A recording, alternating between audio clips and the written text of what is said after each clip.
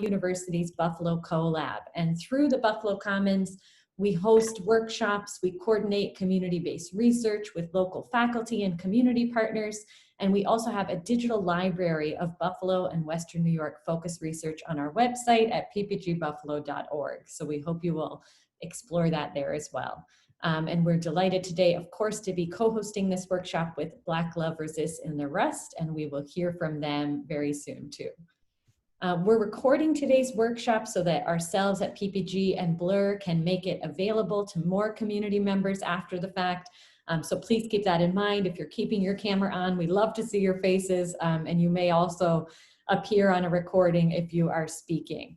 We will also invite you, since there are so many of you joining us today, to share questions in any time in the chat, and we will moderate those questions for our speakers throughout. So we're here today, of course, for our Police Budget 101 workshop. And in recent decades, cities across the US have quickly and dramatically increased their spending on policing, on criminalization, and incarceration. According to the Center for Popular Democracy, many cities in the US now allocate 20 to 45% of their discretionary funds to policing. And Buffalo here fits that trend. 28% of the 2021 $519 million budget allocated to the Buffalo Police Department, and we'll dig into that more.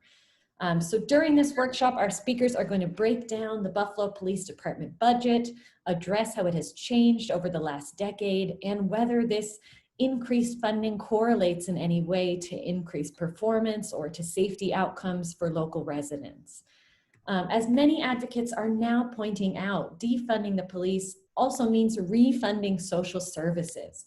So as funding for social services from health and mental health, drug user health, housing support, education, youth programs, as all of that has really continued to be cut in recent decades, these jobs and dollars have moved to police forces. I think most of you know this since you're with us today. We're now in this situation where police are overfunded and expected to act in all kinds of roles that they simply weren't trained for. So this has led us to this national conversation, and we are lucky to have partners, including a couple who will be speaking today, who have been calling for reduced police funding for these major shifts for a turn to transformational justice for some years. And so here, defunding the police can mean transforming our collective notion of public safety into community-led safety. And I want to just share too right at the start that we're going to be partnering again with Blur on another workshop coming up that really digs into what is community-led safety, what are long-term alternatives to policing, so we can continue the conversation on those ideas. We also hope in the near future to do a workshop specifically around police union contract issues as well. So a lot of what we're going to talk about today, of course, will raise the issue of how will that work with the police union and collective bargaining agreements that we keep hearing about. We can certainly ask those questions today, but we want to really focus on the budget, on the ideas of refunding, reallocating, and we'll get into those union issues specifically in another conversation as well. So really what we're here today to do is to take the first steps in this conversation, understanding the police budget, sharing ideas for how to reallocate funding to community-led safety. We know that by moving resources away from police and towards social services, community-led safety, and neighborhood priorities, we can all benefit. We can imagine this version of our community where those that need care would receive it instead of being criminalized and punished. And we also know from research, from community voices that have told us this, what truly builds safe and thriving communities. We have study after study that shows us it's a living wage, it's access to healthcare, it's educational opportunities, stable housing, that these things are far more successful in building safe communities than police or prisons. So with that, I would love for each of our speakers to just real briefly introduce yourselves. And then our order for today for everyone is we're going to hear from Brian, an in-depth look at the budget and at some of these questions around the budget. We'll then turn to Marielle from Blur to really open us up in the conversation of what alternatives look like. And then we'll hear from Vanessa for how might these budget changes be accomplished. But in that order, I'd love them each to introduce themselves. So Brian. Sure. Yeah, thanks, Andrea. So I'm Brian Bornkamp, resident of Buffalo. I've done a lot of budget research over the last, 5 or 6 years.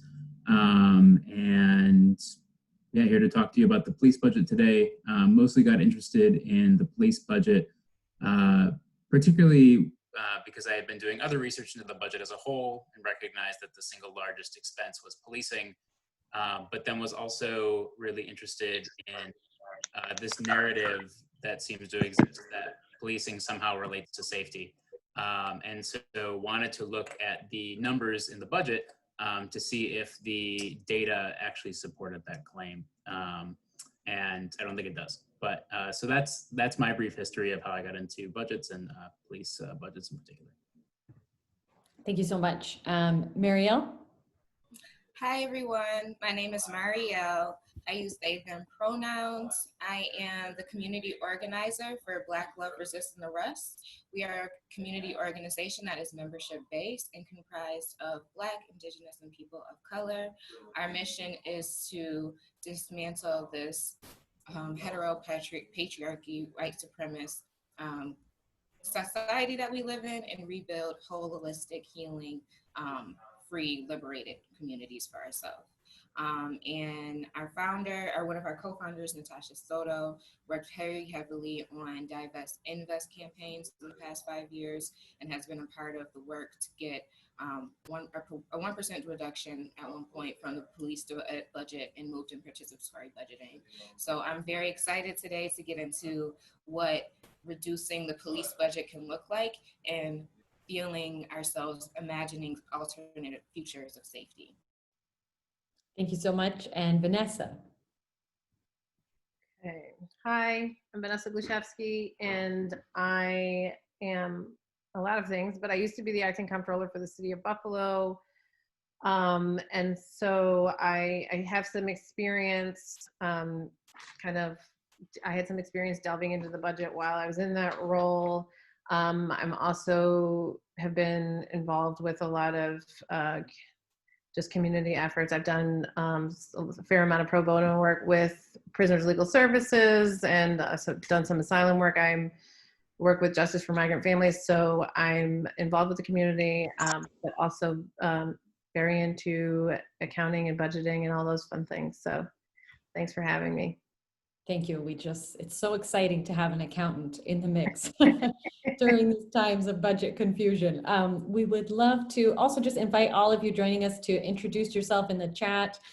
We simply don't have time to hear from all of you, but if you can put your name, your organization, if you're here with one today, no problem at all if you're not. And if there's anything you hope to learn today, please note that for us as well in the chat. And again, you're all very welcome. And I'm happy to turn it over to Brian to give us our initial dive here into the Buffalo Police budget. Great. Let me see if I can share my screen here. That should be showing up. Does everybody see that? Head nods. Okay, cool. So Buffalo Police budget. So going to go through a few things. Obviously, money and expenditures on policing in the city of Buffalo. But the other great thing about the budget is that it includes what are called department work stats. And work stats are various metrics that departments collect for what they do over the course of a year. So for the police department, for example, that may include arrests, that may include calls to 911, things of that nature. And so I'm going to show you sort of the monetary picture, but then also a snapshot of some of those work statistics and how those kind of relate to the money situation. So to give you some general context, just if you're not familiar with the budget at all. So we have sort of this general fund, or sometimes called the mayor's budget. It's about $520 million currently. I think it's 519 and some change. It's developed by the mayor with approval by the Common Council. Typically that happens in sort of a June to June fiscal cycle with council vote in late May. Generally the revenue, right, mostly comes from state aid. bit from property tax, a bit from county sales taxes, and there's a whole bunch of other little slices of the pie. The budget this year is a little weird because of the coronavirus and things like that. And there's a bunch of really weird numbers in the revenue, like $60 million in anticipated federal aid that may or may not come, right? So this, if you did look in the budget, this is a chart from a year or two ago as opposed to the current one now, just because the revenue situation at the moment is a little weird. But you don't need to know a whole lot about that for the police budget. The context of the police budget and the budget overall, right, it sits at about 28.1% of that $520 million total. So it's about $145 million, right? Below that, there's fire, school board, parks, public works, debt service, et cetera, et cetera. So again, just trying to give you the context of where the police sit in the spending overall. So what are the actual numbers on the police budget? So in 2006, the budget was around $93 million. Today, we're at $145.7, right? And so that represents a 57% increase, not in 10 years, but in 14 years. Sorry, I didn't update that last bit. But so we've seen a 57% increase in that time. In terms of where that increase comes from, it largely comes from the union contract. And so the union contract spells out a couple of things. It spells out cost of living adjustments every year. So every year this number goes up generally around 2%, so long as other factors remain the same, like total number of police officers, total number of civilian personnel in the department. But baseline salaries tend to go up 2% every single year. The other thing is that you'll notice there are some years where these big jumps, right? So like 2015, 2016 to 2016, 2017, it jumped a little more than usual. My understanding of that is that's due to contract renegotiation. So the police union renegotiates a contract with the administration and they finalize the contract. And because of that, there's a huge bump now in police spending. But so this is the chart overall. Officer numbers tend to remain about the same. There's usually around 800 quote unquote sworn officers. So regular street cops and detectives, and then usually about 300 civilian personnel, which makes for a department of about 1,100 people overall. And again, most of this money is really two categories. It's salaries and it's fringe benefits. So of course, fringe benefits being pensions, health insurance, all of that.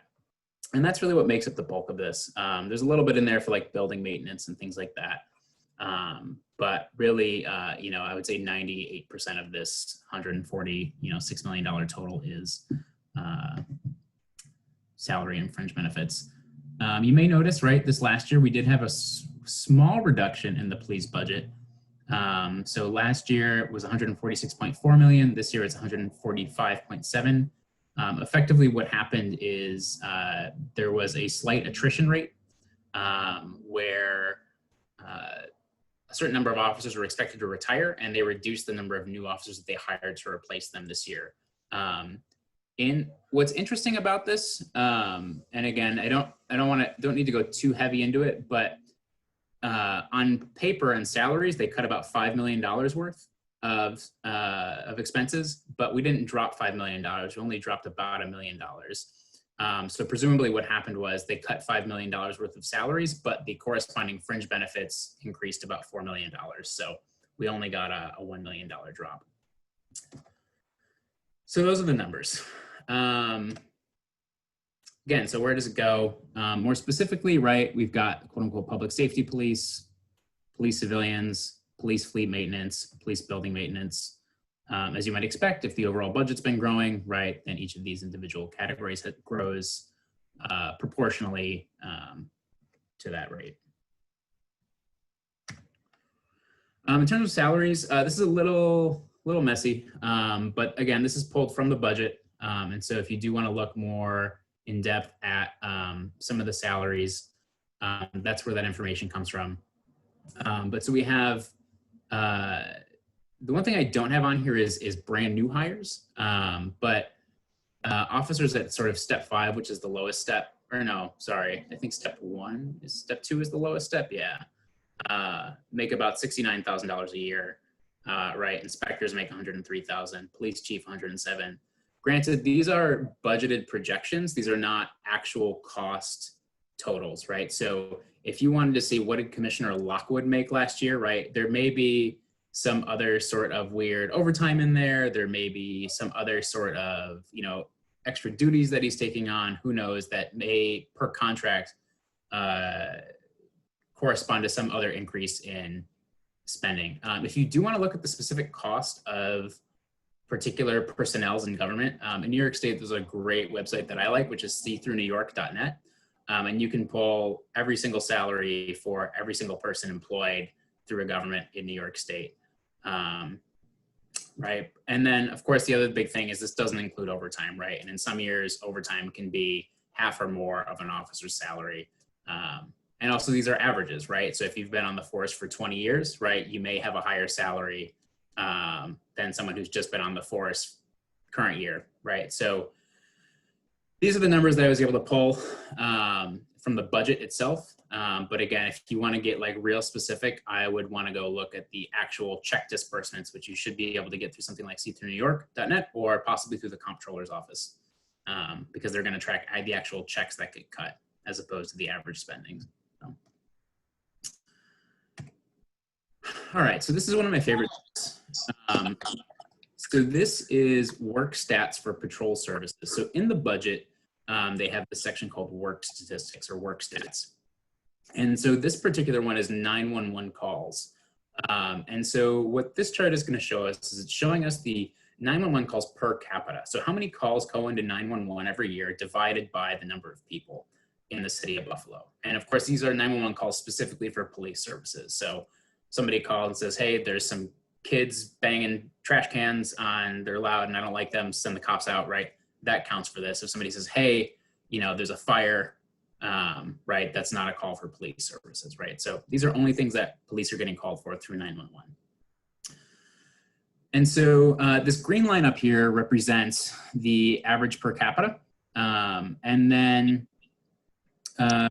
and this blue line down here, which is a little hard to see, is the city of Buffalo's population. So the city of Buffalo has been losing population since 2006. Not a lot, but a little bit every single year. Some of those numbers may adjust with a more accurate census that is ongoing. But so what does this green line show us, right? So in 2006, we had around 0.81 calls for 911 services to police per person in the city of Buffalo. And sorry, that shouldn't say 2015, that should say 2020 or 2019. In 2019, we had 0.8159 calls to police services and so what does that show us, right? So if we remember from the previous slide, our spending on police went up around 57% in the last 14 years. In the last 14 years, however, our calls to 911 for police haven't decreased. It hasn't changed, right? So if spending more money on police, we're going to reduce or we're going to increase public safety, you would think people would need police less. But it turns out the number has no correlation, right? So the amount that people are calling police has no correlation to the amount of money that we're spending on police. The other thing that I would just notice here, and again, they're on this chart because they're in the same section of the budget for the work stats, but traffic summons for whatever reason in the last couple of years went up a lot. And then parking tags went up a little bit, but not necessarily a ton. So just some other things to keep in mind, right? It's one of the reasons why I find the budget so interesting is it lets us get an insight into what the police department's doing at a sort of macroscopic level. But yeah, so that's results for patrol services. So another thing that I'm particularly interested in is in the homicide statistics for the city of Buffalo, right? Again, under this narrative that, does policing create more safety? You would think that if more policing and more money on policing created safety, then homicide should bear some sort of relationship to that, right? Because if there's any benchmark of public safety, it should be, right, am I able to survive in society? So there's a number of things to unpack here. So I'm going to go through just what each bar or which each line represents. So this blue line here is the total number of homicides, right? And so you can see in 2006, it was somewhere around 75, right, homicides. Some years it's gone down to 40. Some years it's gone back up to 60, right? It tends to fluctuate a fair amount. the red line here is the number of arrests, right? And so this is number of arrests police are making for homicides. The yellow line here is the number of cases solved. And so there's a couple interesting relationships to bear out here. So the first is obviously correlation to spending, right? There's no correlation between the amount of money we spend on policing and the amount of homicides that have been created, or the amount of homicides that are taking place. There's also no real direct correlation to the number of cases that are solved. If anything, the more we spend on policing, the less homicides we solve as a city of Buffalo. But the other thing that's really interesting to me here is this arrests mark, right? And so like in 2012, 2013, arrests like went through the roof, but previously the year prior, homicides weren't necessarily that much higher, right? And even in years where homicides have been much higher, we haven't had quite as nearly as high the number of arrests. I don't have a great theory for why that is. The one thing I would note, right, is that in 2012, 2013, the mayor was campaigning for re-election. So that is, that's a curious little number to me. So the other thing that's real curious to me is this one right here, 2018, 2019. So for whatever reason, 2 years ago, the police department made, I think, 35 arrests, and somehow that resulted in 34 cases solved,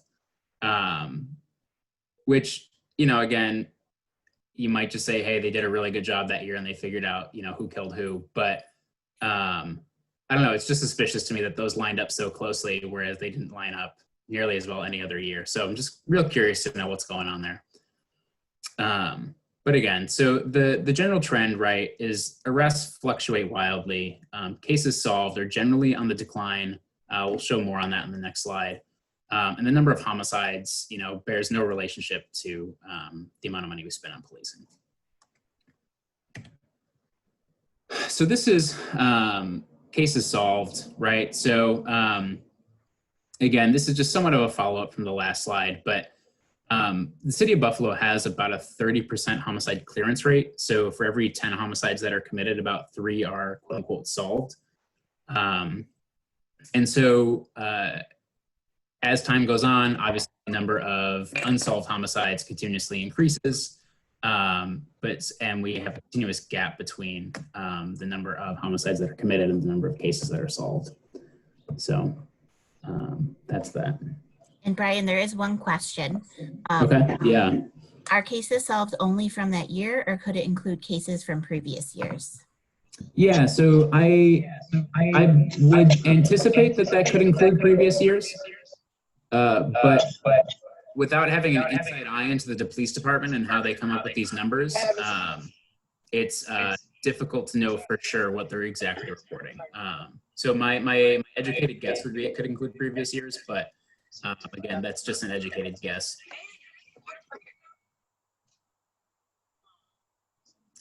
All right, so got a couple of things. Police revenue and parking enforcement revenues. One thing I just want to point out real quick is that parking enforcement is not, I think there's an echo going on. Yeah, we didn't have it before, Brian. Let's see. Oh, it sounds better now. Cool. So one thing I want to point out though is that parking enforcement is strictly not policing, right? And so this is a separate part of the budget. But I know there's been some interest with folks in the Buffalo Commons around fines and fees. And so I'm including these here just as supplementary material, but I just want folks to know that strictly speaking, parking enforcement and traffic fines are not part of the police department's revenue source, and not whether that's a matter of accounting or whether that's a matter of distribution of duties is not super clear to me. But just strictly speaking, by the numbers, by the budget, they're separate. So what is police revenue? So police revenue only brings in about $1.8 million a year. And again, out of that $145 million total, right, I think we're looking at like a fraction of a percent. And where does it come in from? Well, there's this deposit of unclaimed funds there's these miscellaneous fines and fees, there's special event fees, funeral escorts, copy and publication fee. If they make some documents, I guess they charge somebody for them. And then charges for services. So I presume this is like if you're having a rally in town, if you're Donald Trump and you need a bunch of Buffalo police, maybe you can pay to have some private security. I don't know. This Stop DWI program, which kind of ended funding and miscellaneous federal revenue. The general total has gone down a little bit. The other thing that I'll just mention is if you look at these in the budget, the projected revenue versus the actual is a little weird. The city usually projects around like $6 million in police revenue, but it usually ends up only bringing in $2 million. So just a thing to note if you ever dive deeper into this section of the budget. Yeah, as far as parking enforcement goes, parking tag fines and penalties, right? So getting tickets, that's the bulk of that 17 million. There are some traffic fines. If some of these lines end abruptly, right? So this traffic fine section, a lot of time that's just because the budget changes its reporting structure or its reporting methodology. And so sometimes categories may not exist past a certain point. Again, parking meters make up about $3 million, et cetera. Towing and storage makes up another $1.5 million. So just some insight into revenue. So budget growth. So this is something that's particularly interesting to me, especially into the context of like call to defund the police, right?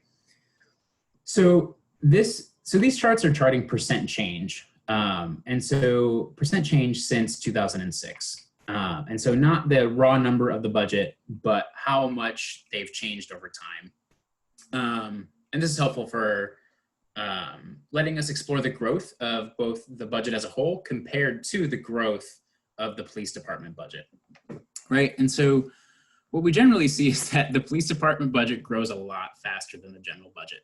So since 2006, police department's budget's grown about 57%. The general budget's only grown about 27%.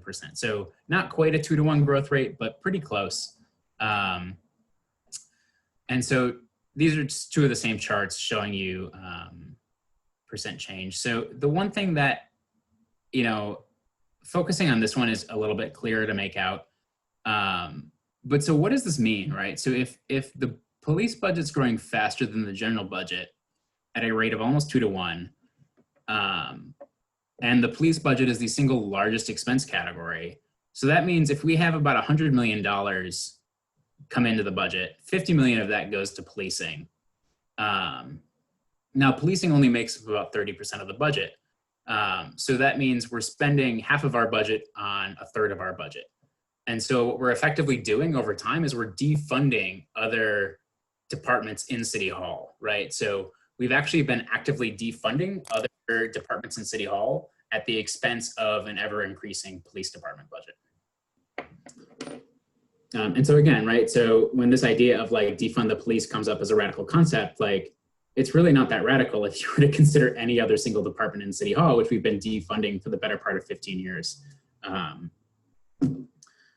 Yeah, Brian, this, if you go back for 1 second, this slide is certainly getting a big reaction and folks really appreciate this analysis. There's one specific question here, whether you know, maybe Vanessa would know, have police officers received greater raises than other city employees?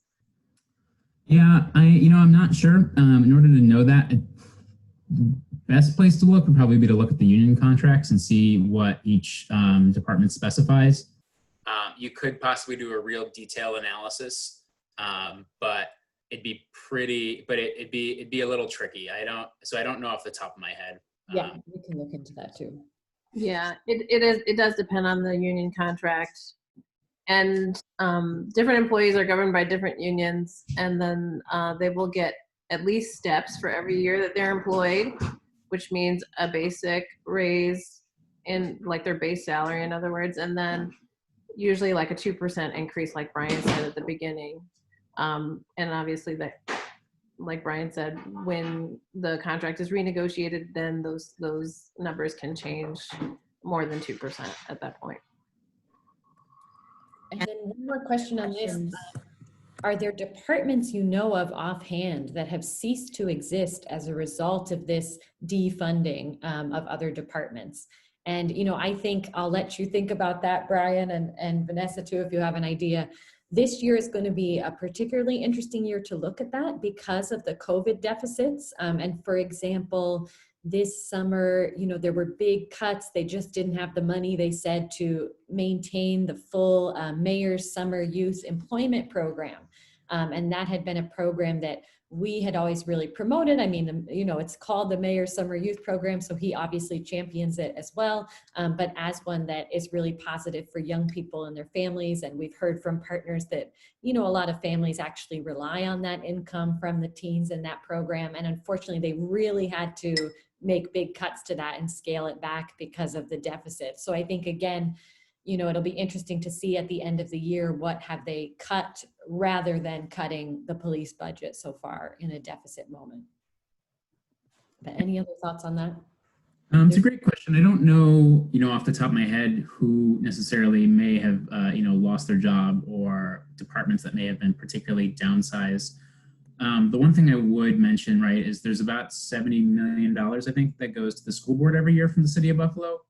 That's received, I think, a $500,000 increase in the last like 15 years or something like that. It's like less than 1%, right? And so the other thing I would keep in mind that is, even if a department doesn't get cut, if the funding level stays the same over a long enough period of time, you're effectively defunding the department through inflation, right? So US dollar generally inflates at a rate of around 2%. So if a budget doesn't grow by at least 2% every single year, then it's effectively losing money in the long run through inflation. So don't have great numbers on like who specifically is winning and losing. I know the school board transfer has generally been a loser, but don't know, yeah, more specifically about that or about other departments. And there were a couple other questions. One, I think, is similar to one that was asked in the general budget workshop, but do we have a sense of how much is spent on protecting officers who have multiple complaints? For example, severely injuring civilians, lawyers' fees, and any other type of fees. And then do we know if police officers, is it public access to view the highest paid officers with data on the most complaints? Is there any connection? So I guess I would say a couple things. I don't know that there's like great numbers in the budget around how much we spend on court cases and things like that, because, you know, again, it's not necessarily as much of a planned expense as much as it is a reactionary expense. As far as, and I think, Vanessa, though, I think last time you had some better information about where to get maybe some of that information, if I remember correctly. But with regards to the relationship to offenses of officers and spending on defending those officers, or even just their general salaries, you know, the salaries are, you know, open and pretty readily accessible online. You know, just recently we've got the repeal of 50A. So for the first time in history, you can actually get the disciplinary records of officers. You know, again, it sounds like the Brown administration is fighting every single FOIA request that comes in, as typical, to release that information. So, you know, it's possible there's some relationship there, but the data on the disciplinary record side just isn't quite out in the public yet, as much as we might like. And even when it is released, it's in a very, what we'd call a non-machine readable format. So it's difficult to plug into a computer without doing a lot of manual data entry. Yeah, and for the settlements, so that number is, so basically legal will come up with like the amount of money that they think that they will need for settlements, and then that is supposed to be set aside as part of the reserve, part of the fund balance. So, I mean, it's coming from the budget, you know, it's those funds are coming from the budget. And, you know, because we don't have an unreserved fund balance anymore, if we run out of reserve funds to pay that, I mean, Sarah Wooten had actually asked me a question about this via email, and she brought up a great question, how other cities are actually going out and bonding to pay these settlements, which means you're actually borrowing money, paying interest on that money in order to cover these costs. And so, you know, we're not at that point yet, as far as I can tell, because we just went to a zero unreserved balance like last year.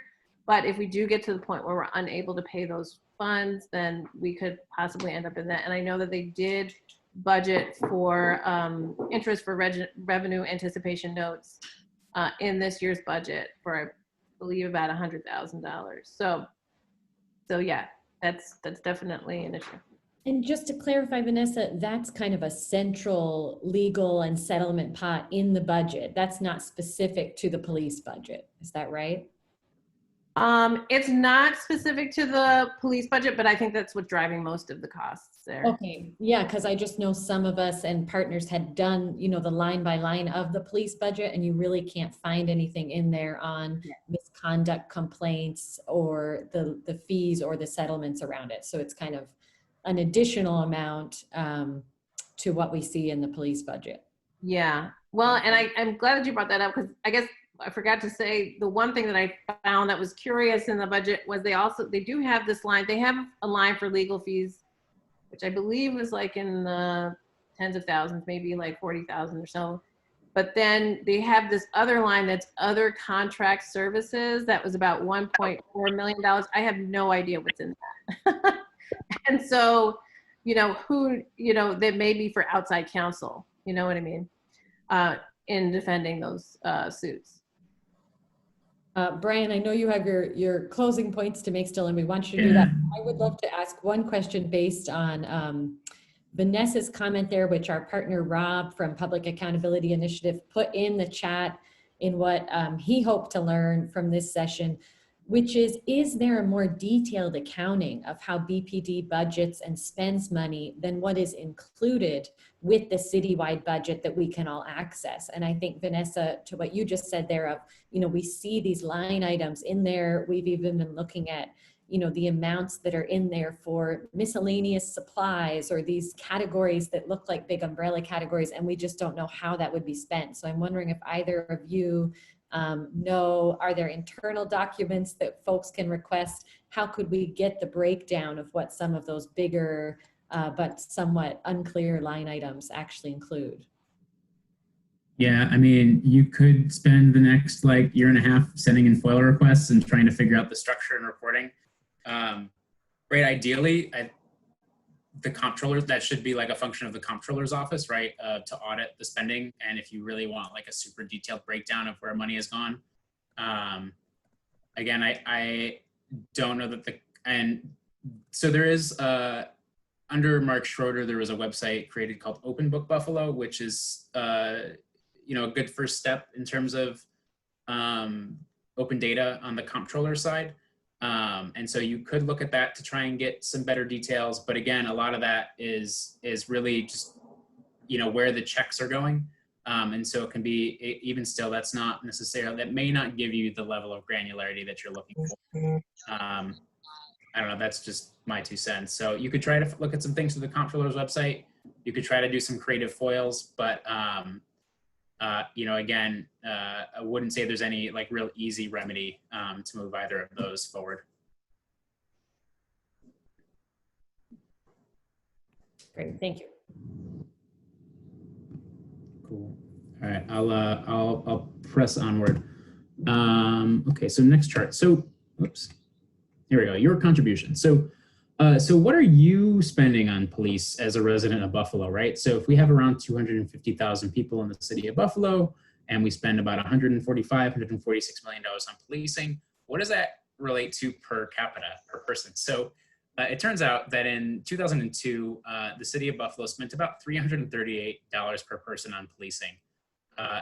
Sorry, again, dates, I keep forgetting to change the dates on my slides. That should be, no, actually, that should be 2019, so 2020, 2021, sorry. So in 2020, we're budgeting to spend $570 per person on policing in the city of Buffalo. So again, right, the general trend, population is on a slight decline, police spending is way up. So as individuals, right, you're spending about $570 per person on policing. And so I guess the question I would have for you is, you know, if you had $570 of your taxes back, would you want to spend it back on the police department?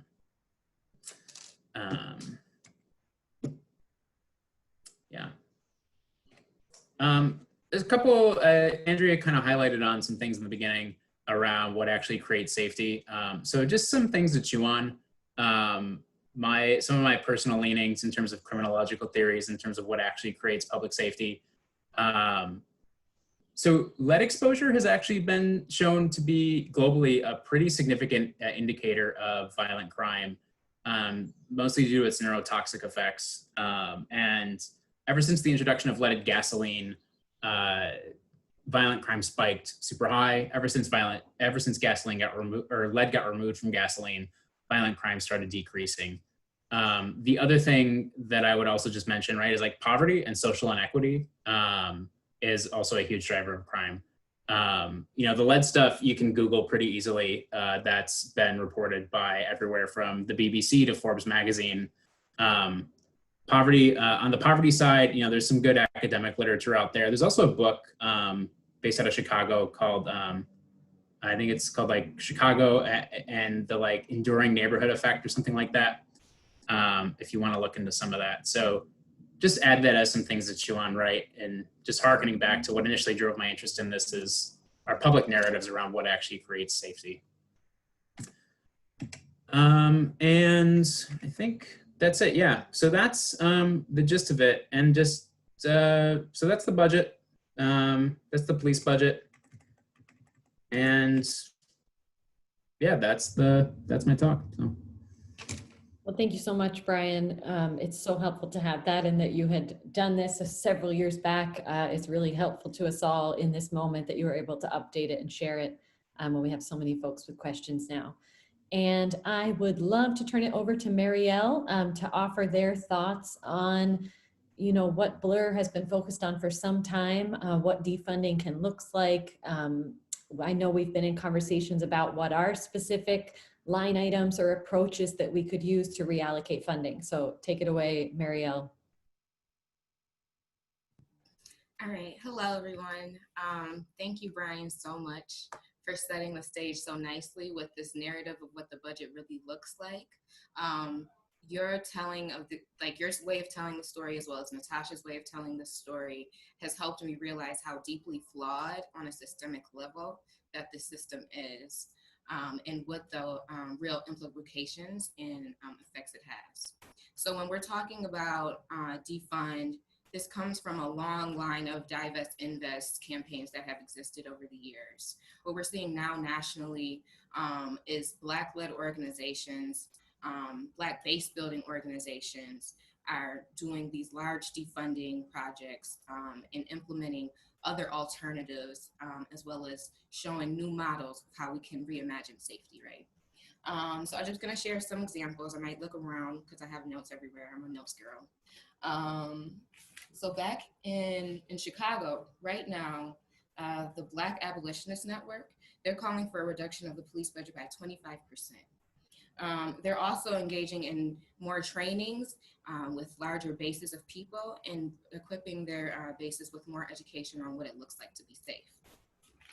In Baltimore, we're seeing them getting, although they got a small reduction, they're still using that to do participatory budgeting, enabling people to do more with, dictate what that looks like to do with their money, as well as engaging in public education around gun control and self-defense. So what we're going to get into today right now, I want to talk about what we're calling for here locally. And these are numbers that have been comprised with both Blur, PPG, and other members of the community who have been very deep in this work. So the defund proposal is a $12 million cut in the budget year.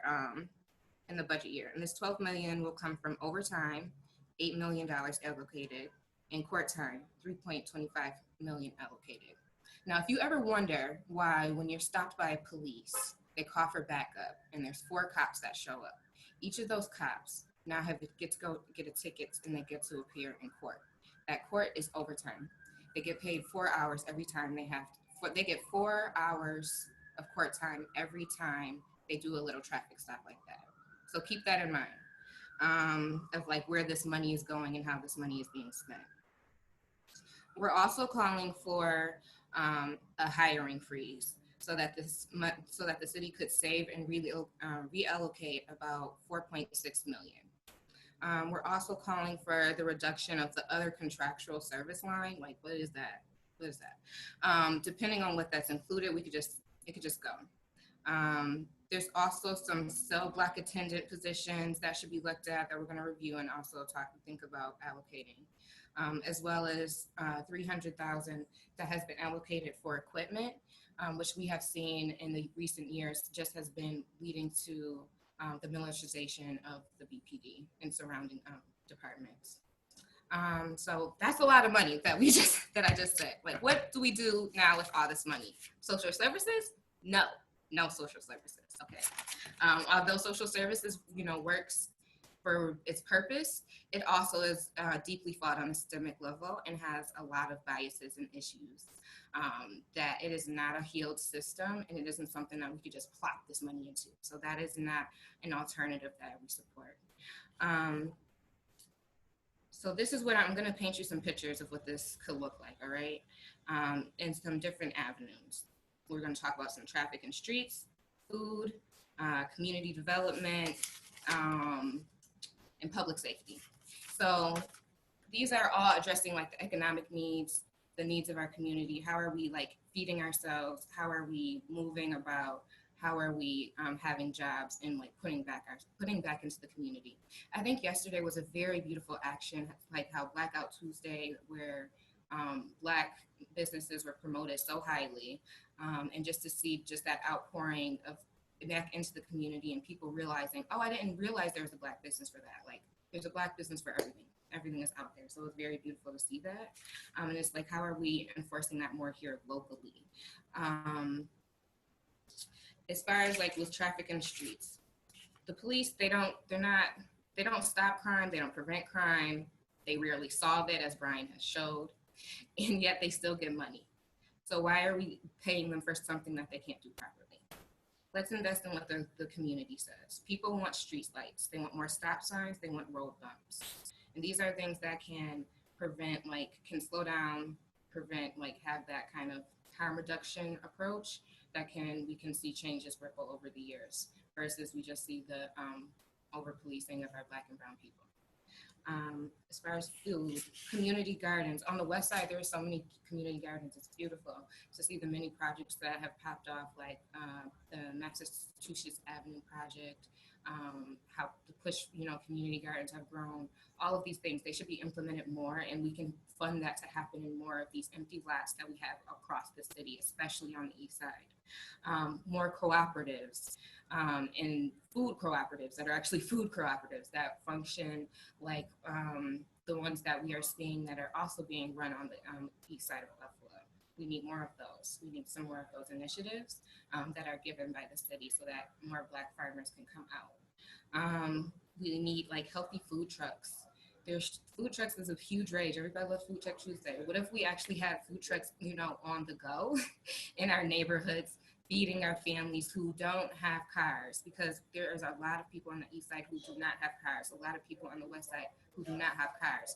I do not have a car. If there was a healthy food truck riding around, that would be amazing for me and my family, and I know so many others. These are just some ideas I have in my head, and I can't wait to get into having more dialogue with y'all in the community to see what this sparked for you and what could be even more possible. In the views of community development, with our Redefining Safety campaign, my fellow comrade Cheris has led has tried these models on, these trainings on, in a neighborhood that was experiencing a lot of intra-community violence. And seeing these implemented at citywide through neighborhoods would look like mental health trainings on how to assess when somebody's having a mental health crisis and who to call other than the police. Have pop-up mental health clinics in community centers. Street medic trainings so that when somebody is injured, we know how to respond to that. Again, we've done this, it can happen. Restorative justice, transformative justice teachings and certification classes, child care cooperatives. That would look like at least giving people they know that their children are being looked after by their community. That'll be on a rotation basis. It gives moms something to do in the day.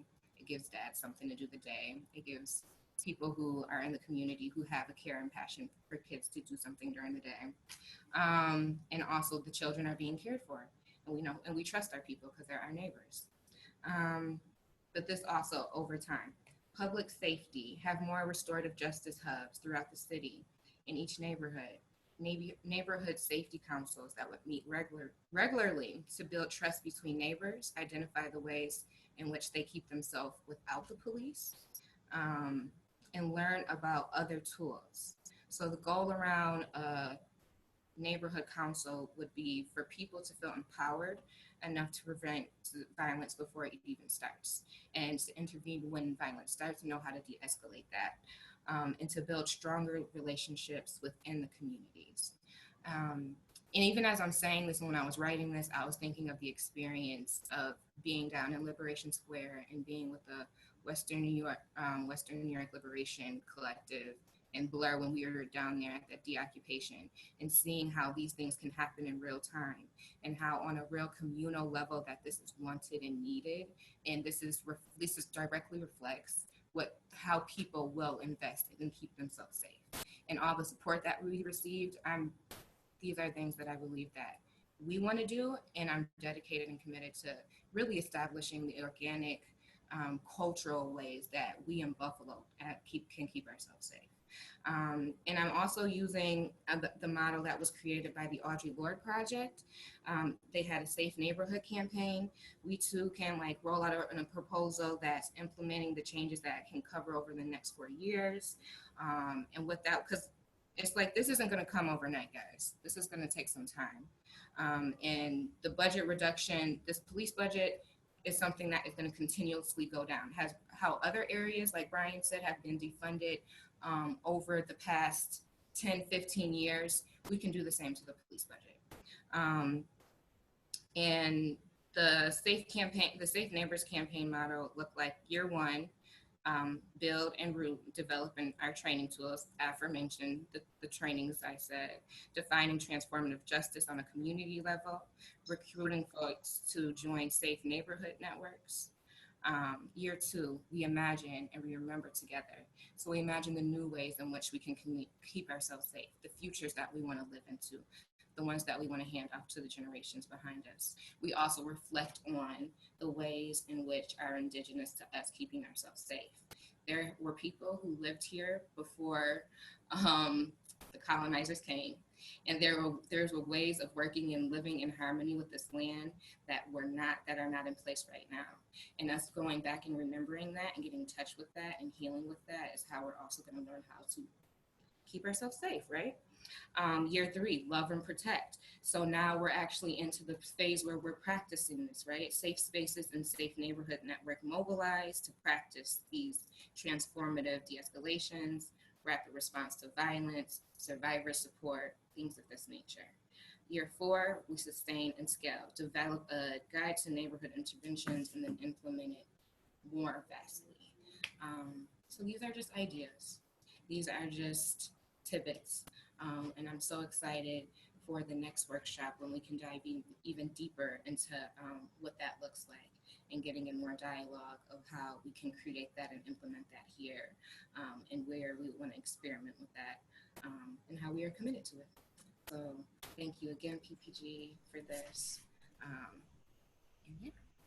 Thank you, Marielle. Can I ask, before we see if there's just a couple immediate questions on this, can you just share the numbers that you shared at the start for the kind of suggested cuts?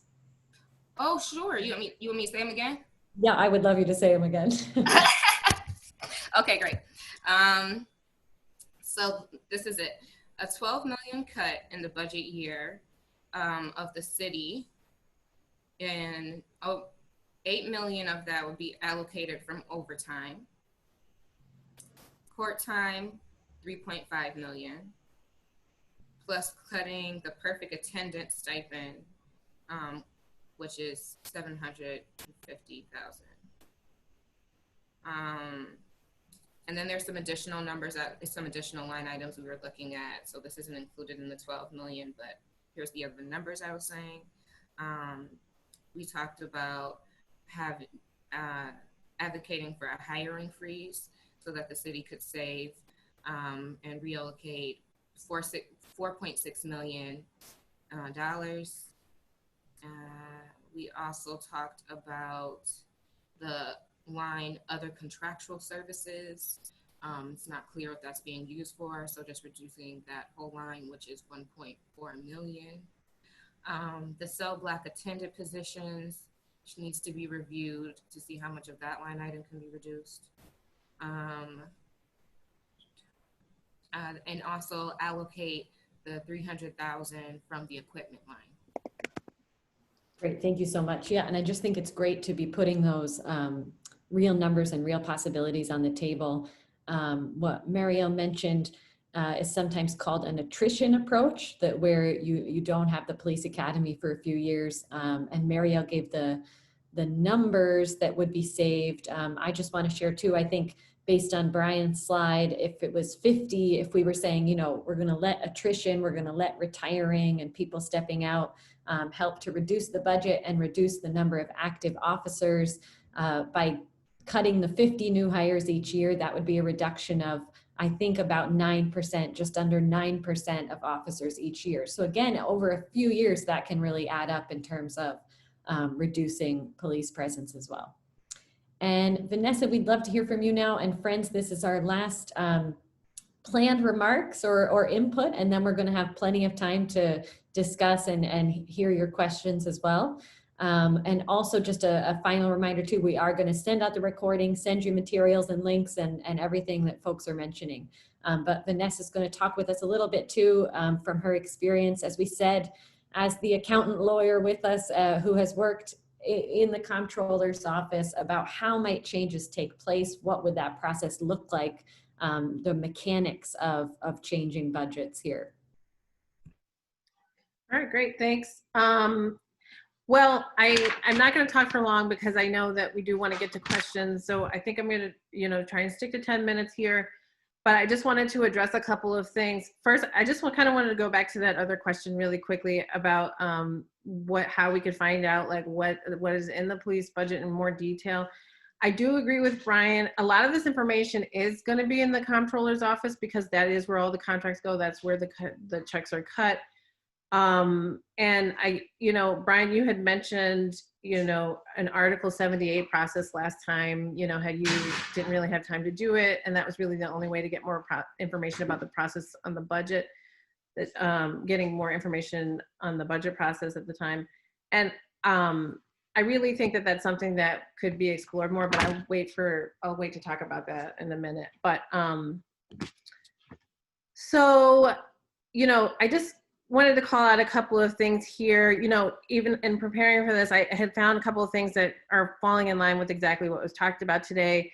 The Brookings Institute has a page that talks about defunding the police, and talks about a lot of these numbers that we talked about today, how police are not as effective as we think they are. Approximately 38% of murders, this is their statistics, go unsolved. 66% of rapes, 70% of robberies, and 47% of aggravated assaults go uncleared, unsolved every year. And this is in line with what we're seeing. One of the things that we didn't talk about specifically that I noted in the budget is like sex offenses also, I'm talking about for the local areas, as far as I'm concerned, deplorable, the numbers are not looking good. So, and it's not even, as far as the work statistics that are reported, I'm not really satisfied with that amount of transparency either. They're just kind of bare bones information.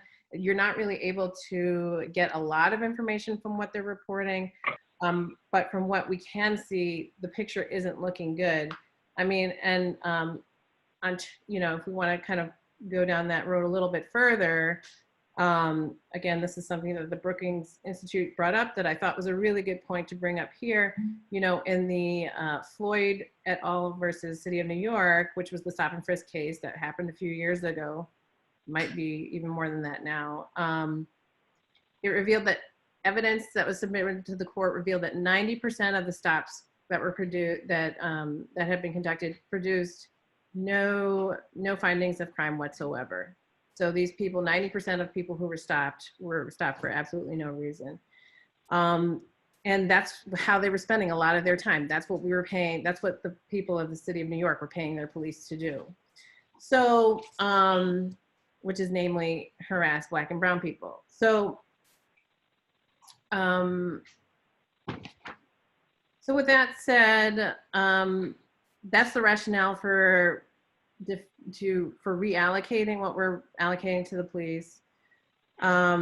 These are a couple of things that I just wrote down to keep in mind as we're talking about defunding the police. So somebody talked about attrition. And one thing that we can keep in mind, and Brian talked about this too, these are not dollar for dollar savings because there are costs on the fringe benefit side for retirees as well. So if you look in the budget, you'll see that there's a 37% increase in budgeted fringe benefits for retirees. We're actually paying more for fringe benefits for retirees than we are for active people in the city. So that's something to consider. So that's not necessarily a dollar for dollar savings, but not saying that it's not worthy. It's just something that we need to consider. You know, Colleen, who's doing some research for PPG, had brought up a figure that I thought was really, really good. And I just wanted to share that here because, you know, I think that significantly cutting back the police force is really one of the more aggressive strategies that needs to be looked at. And I guess this can be addressed more when you guys have a conversation about the police union contract and what all the legal ins and outs of that are. But she had come up with a number, 18.7 officers per 10,000 people. I did a quick calculation, and per my calculation, that means about 411 officers. Right now, we've got 798 budgeted positions. So that's a very big haircut that we desperately need, right? And could save a lot of money in that department. The cell block attendant positions that Marielle mentioned, and I forgot to say this at the beginning, but thank you so much for what you said, Marielle, because I think that all those things are really important to remember, because I thought that you brought up a great point, that social services isn't really, doesn't address all the gaps that we have in our society. But with that being said, you mentioned the cell block attendant positions. Right now there's a total of 44 budgeted positions that the city has. And actually in doing some research about this, I found one of these old articles where we had a cell block attendant who had violently beaten a handcuffed prisoner, a detainee. And the Buffalo News article had talked about how these people are often underpaid and they're working under stressful conditions. They're usually paid in the low 20,000s. I mean, and as a result, you know, they're under a lot of stress, and this stress can lead to these kinds of outbursts, which makes them unsafe, makes prisoners unsafe, and it's just not good for anybody. And we've got 44 of those budgeted positions. So from a standpoint of, you know, justice around revitalize or reforming what policing looks like, cell block attendants should definitely be looked at. And so let's see, we talked about other contractual services that definitely should be looked at. Other small things, clothing allowances, I don't know, that can definitely be looked at. One thing was mentioned, $8 million of overtime was mentioned in the $12 million for cuts, but I'd also propose that $3 million, there's $3 million in overtime proposed for civilian officers, or it might be 1.8, I can't remember, but it's still a couple of $1 million at least that we could put towards that number. And then making cuts at the top, you know, commissioners and deputy commissioners are exempt employees. And so those are positions that can be looked at. And even though that adds up to about, I don't know, it's like probably like $450,000 between the three of them. And obviously, you know, if you're gonna have a police department, then I guess you'll have a commissioner, but there are 2 deputy commissioners budgeted for. You could possibly just get rid of those. There are a lot of lieutenant positions that could be cut. I mean, there's just a lot of bloating at the top there that could be looked at. So, and there's another, I was looking at the budget was revised in 2019 to 2020 from $700,000 for vehicles to $1.8 million in police vehicles. And $1.3 million of that has been used to date. Another $750,000 is budgeted for 20 to 21. So, you know, with this idea of cutting back on the amount of police officers, that could also lead to savings with cutting back on the amount of the money that we're spending on these vehicles as well, because that's a lot of money. And then just to talk about a little bit about the disparities, and I know I'm jumping all over the place, but I was kind of like writing things down as everybody was talking. You know, if we're looking at how much we're spending on the police budget versus other things, you know, road repairs, the appropriation for that is $450,000. How many potholes do we have in Buffalo? You know, it's like speed bumps. Marielle mentioned speed bumps. When I lived on Oxford Avenue, we couldn't get a speed bump to save our lives. And like there were people flying down our street at 80 miles an hour because they just weren't allocating the resources toward that. Youth programs, $401,000. The Parks Department, $487,000. Like what happens if we were allocating all those millions of dollars? What happens if we allocated $1.8 million to the parks instead of, you know, police vehicles? So steps to take on how we move forward. I mean, we mentioned this at the last meeting, but I think it's worth mentioning again. You know, according to the charter, the council president and the finance chair are both a part of the mayor's negotiations with the different departments and like who's getting what.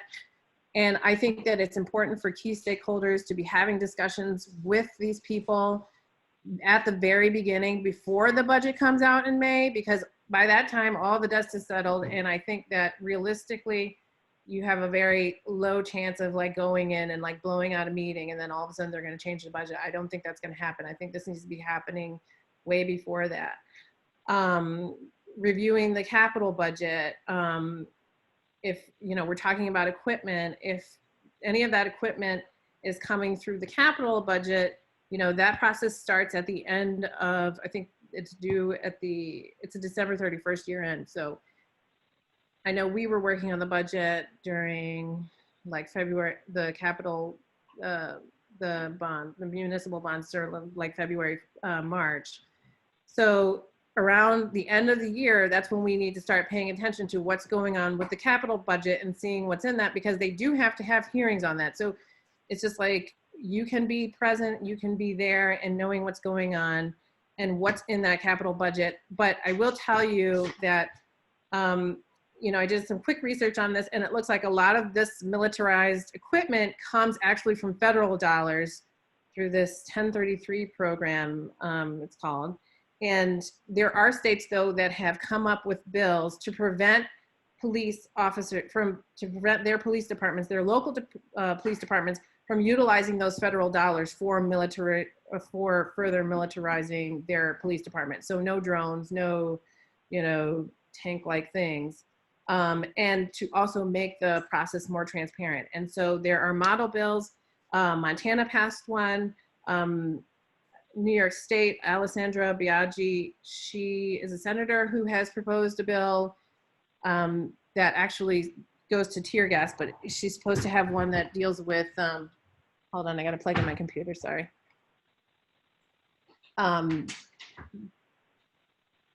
Prohibiting this kind of equipment. So again, if we're talking about what we can do in this effort, this is part of that effort. So even though it's not necessarily a budget thing, it is related. And from a budget perspective, this does provide some much needed transparency because federal dollars are still dollars that could be used for something else.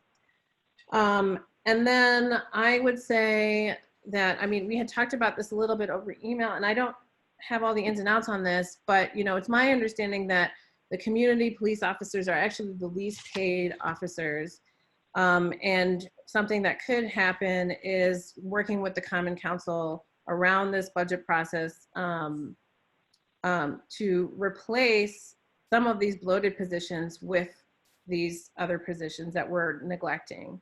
So like if you replace some of the more bloated positions, like if you have 95 police lieutenants, I don't know why we need 95 police lieutenants for 5 police districts, but if you replace some of those with some of these other positions that have not been that police officers haven't been incentivized to look at, then, you know, this could help us in that way. And it would cut costs because, like I said, right now we're paying a lot for this a lot of these the upper echelon of these police officers. It's taking up a lot. And again, I mean, this goes back to what I said before. We can remove some of these unused positions. We have 798 positions that we're budgeting for. We're not using all of them. So why not just, instead of doing this attrition calculation that makes it very hard to figure out, as from a transparency standpoint, who is actually in our police department, who are, you know, how many positions do we actually have out there? Because they just basically lop off a sum at the end of it. And they say, well, this is like leave of absence and retirees and blah, blah, blah. And like, it makes it very hard to understand what's actually happening in the budget.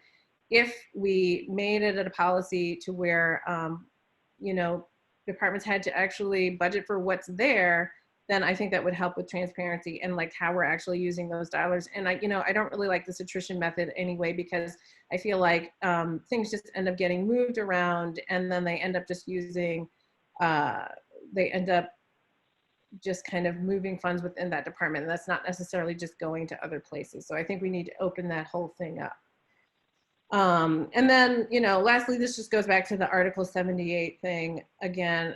You know, I think advocacy groups could stand to be more aggressive with this whole Article 78 process, and really asking for this information and putting pressure, you know, because FOIL requests, you know, as Brian noted, are often ignored, and it takes a lot of perseverance. And I think using a little bit of litigation and getting this stuff out in the open before the courts, creating a record, I think that this is really important for making progress.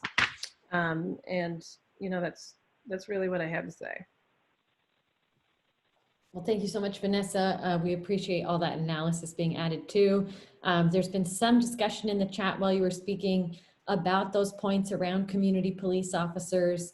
And I think about the larger issue of culture change. Stephanie, who's with us, was really saying, without real culture change, how will the cut of 12 million have the impact that we're hoping for? And I think that's a real valid question. I see Marielle is nodding, and we can turn it back to Marielle to respond to that too. I think we're open now for discussion with all of you. I want to say, you know, at PPG, we had done a lot of work and a lot of recommendations around, you know, culture change, community policing, building in community policing as a requirement for all officers, spending a certain number of hours a month on those activities, building it into the criteria for promotion.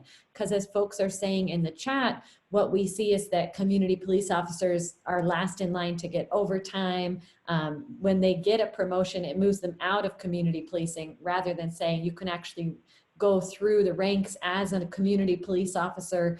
You know, I will just say I find now that those types of changes feel very much like too little too late, right? And so I think that's going to be a hard tension. It's just my personal reflection of how do you do culture change and tweaks while the larger conversation is abolish and defund. And I think that's going to be the challenge that we're in. But Marielle, I wonder if you have thoughts about that.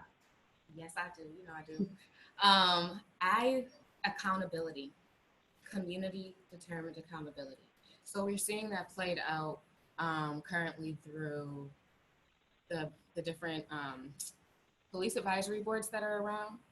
The only issue with these boards and bodies is that they have no real teeth, no real true like accountability measures. So if we're going to see any cultural changes, we're going to have some real accountability to the police department. And we've talked about this in a couple of ways, especially in our demands. We get into like saying for settlements, for example, should not come out of the city, but should come from the police who did something's own pension. That's a form of accountability. So if you harm somebody, that's coming out your pension, that's settlement money. You shoot somebody, that's coming out your pension. Also, also with the hiring freezes, where that makes it, we're putting a stop to the system. Like we're stopping that, like, all right, we're not bringing anybody else into this body. We have this body that already has to be held accountable for all of the crimes and atrocities they committed. And then we're gonna like take that apart as we go. And as we're doing this, we're embodying how accountability will look like from community-led safety. Great, thank you so much. Brian, Vanessa, feel free to jump in as well. Folks are welcome to add their thoughts in the chat. If we have one or two people, or to ask questions, if one or two people would like to come on video and add a comment, I think we've got time for that too. So maybe just use the little raise your hand function or put your name in the chat and we can open it up a little bit in our last few minutes. Yeah, I guess my only 2 cents to add is that, so I'm personally an abolitionist. I don't believe in the carceral state.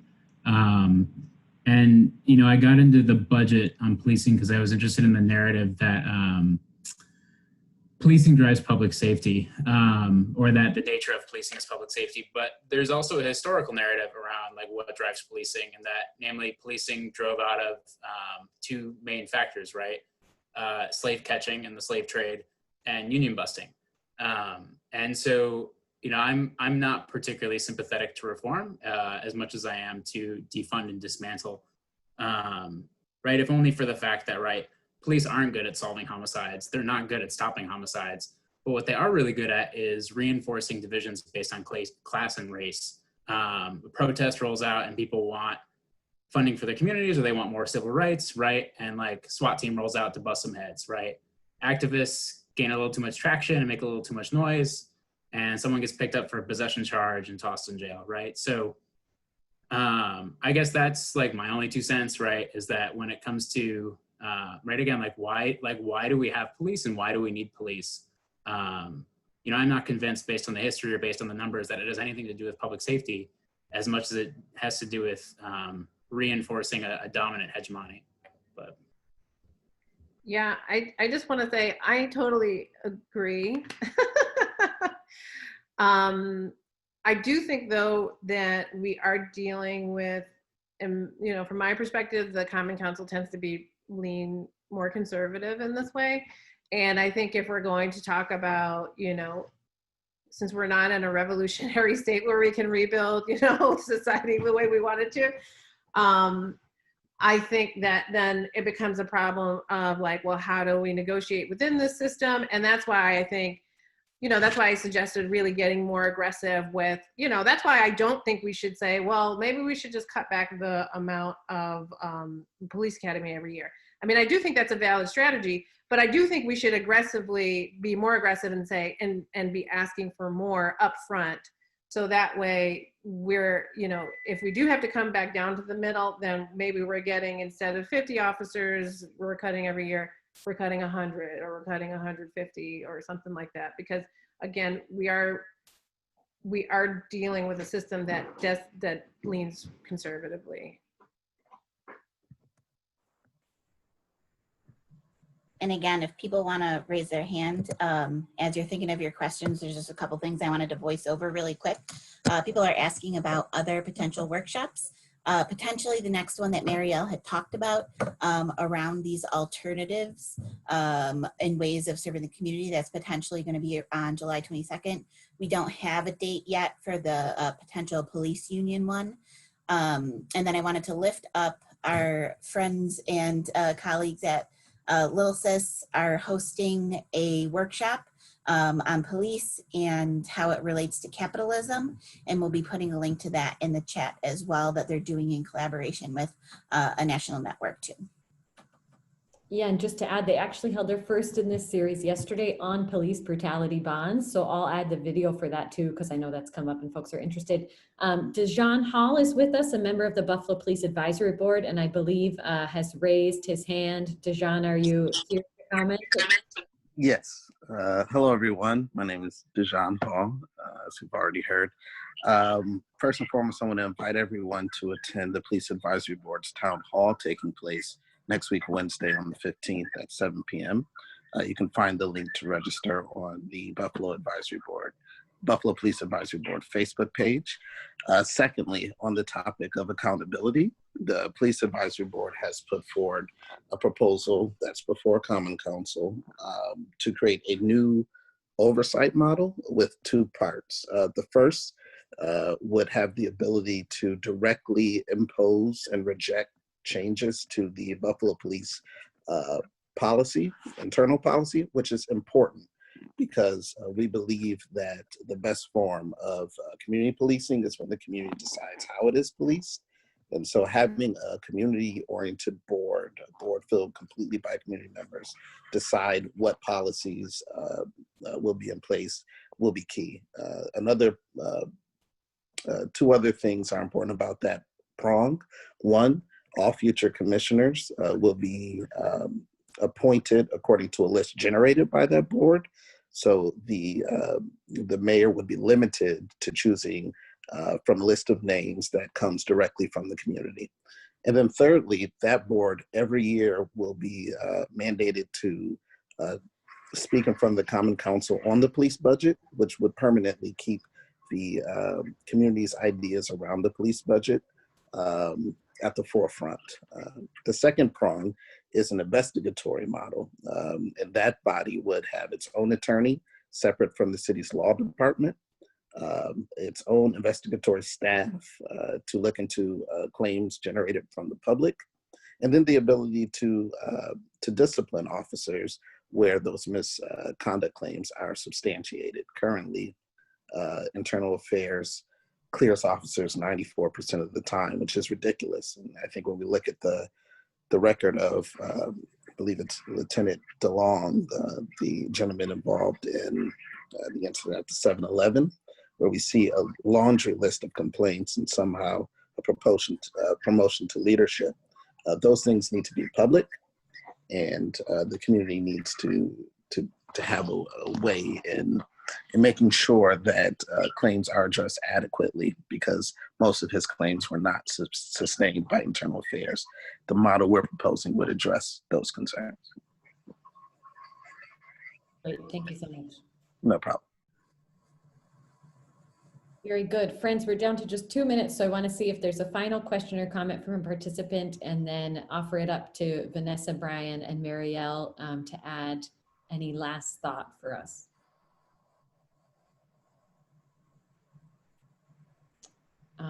Let's see. All right, I think we'll go straight to you three if there's any final thought you want to offer.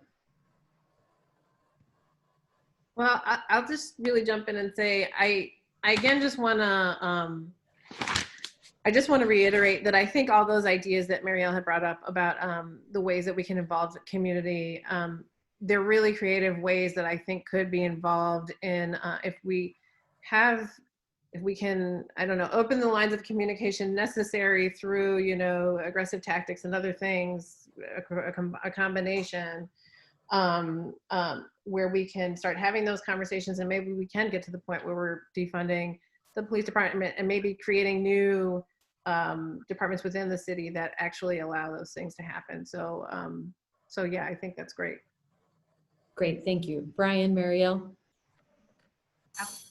I just want to jump in real quick and just say that I'm really grateful again for this platform, for you to give me and Blair to speak on just what some of the visionary things that we have been dreaming up and practicing these past couple of years of our existence and what is possible.